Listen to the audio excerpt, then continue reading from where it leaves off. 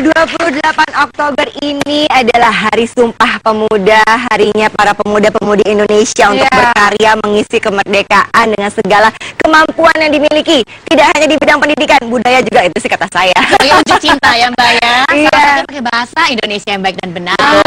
Putri Indonesia mengaku bertanah air satu tanah air Indonesia, berbangsa satu bangsa Indonesia, berbahasa satu bahasa. Pinter ya. Hafal banget. Lebih apa? Iya, selamat untuk semua pemuda Indonesia. Semoga ini menjadi memikirkan kembali apa yang sudah kita berikan kepada negara, sumbangsi apa yang bisa kita sumbangkan untuk negara dengan sesuai kemampuan kita ya. Kalau kami bertiga di sini adalah mencoba memberikan inspirasi kepada para sahabat perempuan untuk bisa diambil maknanya, manfaatnya supaya berguna untuk kita ke depannya. Seperti itu kira-kira ya. Oke, pada pagi hari ini tadi saya sudah menjelaskan bahwa kita akan mengambil tema mengenai second life, Mbak. Aduh. Kita hidupnya satu kali nih konon ya kan? Iya, kita bukan second life-nya nanti. Kita bukan kucing. Kucing punya 9 nyawa, 7 ya? Iya.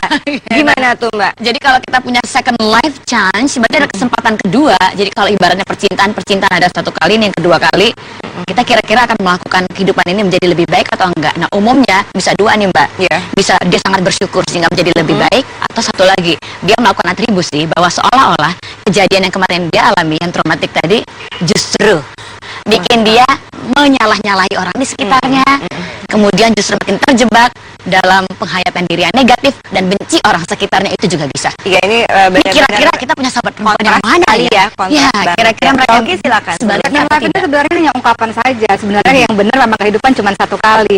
Jadi ketika orang mengatakan ada second life, berarti ada terjadi sesuatu dalam hidupnya yang membuat dia pada akhirnya berubah.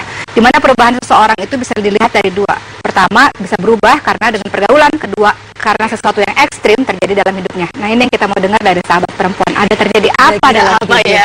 Iya, langsung aja kita dengarkan ya sahabat perempuan kita yang sudah hadir bersama kami. Kita panggilkan ada Iva. Mbak Iva, yuk bergabung. Halo Mbak.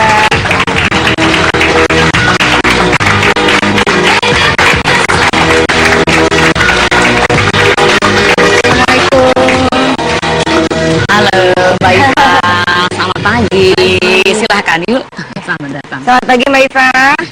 Selamat pagi. Terima kasih sudah datang. Nih kita ngobrol-ngobrol di curahan hati perempuan dulu. Ini kenapa ya dalam tema second life yang diundang Mbak Iva? Emang ada apa ini Mbak ceritanya? Coba kita dengerin. Karena saya pernah mengalami kejadian yang benar-benar bikin saya sadar kalau ya hidup tuh satu kali, jangan disia-siakan. Jadi second life itu menurut saya kalau kita udah ngalamin kejadian yang sangat membuat kita bisa dibilang hampir meninggal kali ya saat itu kalau kejadian saya. Dan setelah itu saya benar-benar sadar kalau saya tuh diberikan Allah second life untuk saya. Iya. Coba ceritakan dulu gimana, kapan dan apa yang terjadi waktu itu gimana? Jadi waktu itu saya dulu kerja. Sebetulnya mama nggak terlalu suka ya saya kerja karena itu kerjaan sering banget bikin saya keluar kota, terus bikin saya jarang di rumah. Jadi pas saya udah bilang sama mama argumen, ya udah dijalanin. Saya janji sih, ya udah saya tetap pulang gitu. Tapi karena mungkin teman-teman kerjaan juga, karena kan masih muda ya, waktu itu kejadian sekitar 5 tahun lalu. Jadi saya mikirnya, wah saya udah punya uang sendiri nih. Terus kayaknya kalau di rumah mau pulang ditanyain terus, sekarang kok kerja sampai malam sih, pergi sampai jam berapa pulang. Jadi saya pikir, aduh cerewet banget ya ini ibu saya nih. Boleh agak keras, biar ibu-ibu di sini juga bisa dengar. Oke. Ya, jadi saya udah mikir, wah nih ibu saya cerewet banget gitu kan, nggak ketinggalan zaman banget sih. Saya masih muda, pulang pagi lah, itu menurut saya udah wajar karena teman-teman saya saat itu emang ya jarang pulang, malah mereka kadang ngekos, banyak yang ngekos sendiri lah atau tinggal sendiri. Jadi saya udah ikut-ikutan ya, berpikir kayaknya saya harus pergi dari rumah, gimana caranya. Jadi saya pernah ada tugas keluar kota sekitar 2 minggu dan saya nggak pulang-pulang tuh Mbak. Di situ saya udah bener-bener ditelepon nggak pulang. Sebetulnya sih kalau saya sempetin saya bisa pulang, dan saya udah sering berantem sama mama di telepon. suruh pulang, sampai ayo dong pulang, mau ketemu nih, kangen. Nah, mungkin namanya orang tua ya.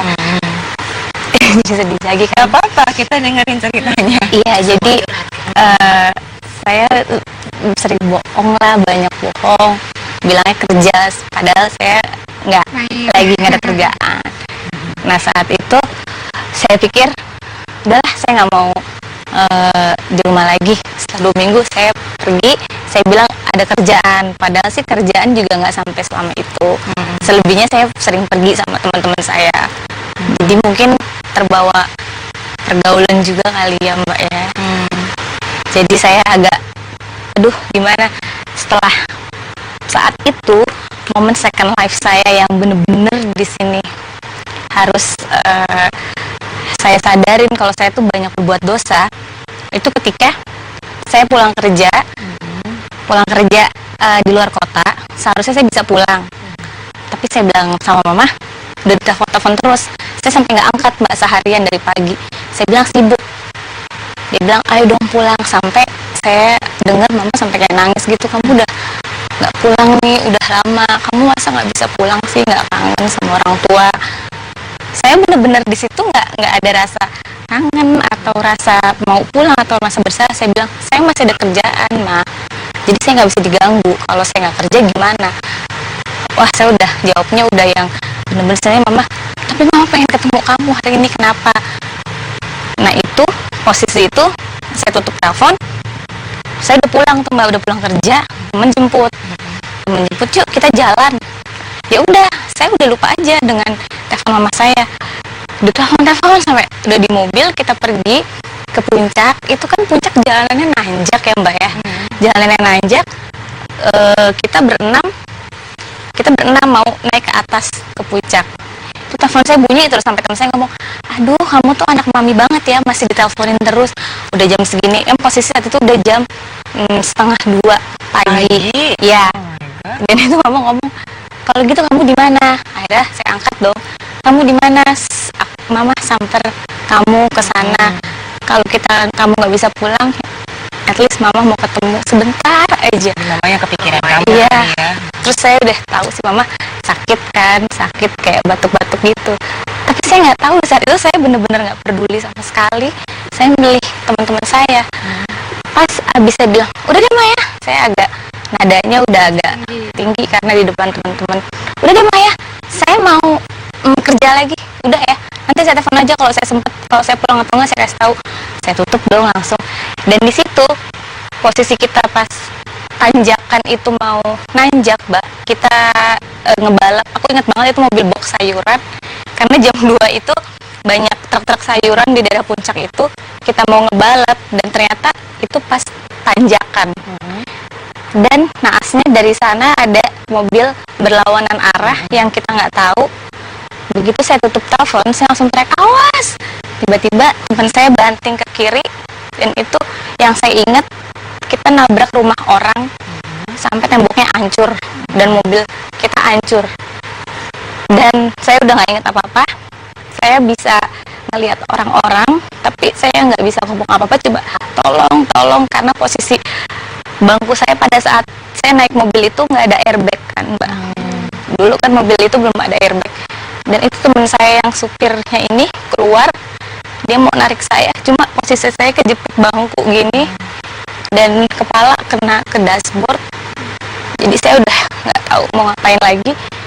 Di situ saya udah ya Allah, ini mungkin udah saatnya saya lewat kali. Saya pikir saya udah harus saatnya saya meninggal atau gimana. Jadi saya udah ya Allah, saya ingat banget. Saya masih bisa ngelihat sih itu tembok orang itu hancur dan mobil depan kita hancur banget. Jadi pas kita mau saya minta ditolongin dikeluarin, nggak bisa kan, karena saya rasa sih punggung sama tulang saya udah patah ya kan. Jadi kalau saya dibalikin ke posisi gini juga udah sakit kan. Dan terus mobil bangku itu nggak bisa keluar Mbak, jadi stuck kayak gini tetap, dan seat beltnya juga nyangkut. Jadi saya nggak langsung dikeluarin, saya harus nunggu sekitar 15 menit atau 20 menit di situ. Dan itu udah sakit kayak mati rasa semua badan saya. Saya bisa dengar orang, tapi saya nggak bisa ngomong apa yang saya rasain. Dan saya cuma teriak, Di situ saya manggil mama. Saya menyesal banget dan saya udah nggak tahu lagi, nggak sadar. Saya kayak koma sekitar kayak 2 hari, dan pas koma itu juga saya banyak banget mengalami mimpi-mimpi, sampai yang saya lihat cuma muka ibu saya sedih, terus muka keluarga saya, adik saya, kakak saya, muka teman-teman saya, dan saya ngelihat diri saya tuh ya di rumah sakit dengan baju serba putih semua. Jadi saya nggak tahu saya ini masih hidup apa enggak gitu. Saya udah yang kok saya bisa ngeliat diri saya itu kayak di film-film gitu kan ya. Jadi saya bener-bener ya di situ saya sampai ngeliat seorang kakek-kakek bilang ke saya, ayo bangun, kamu bisa, belum saatnya, ayo bangun, masih bisa, kamu masih bisa.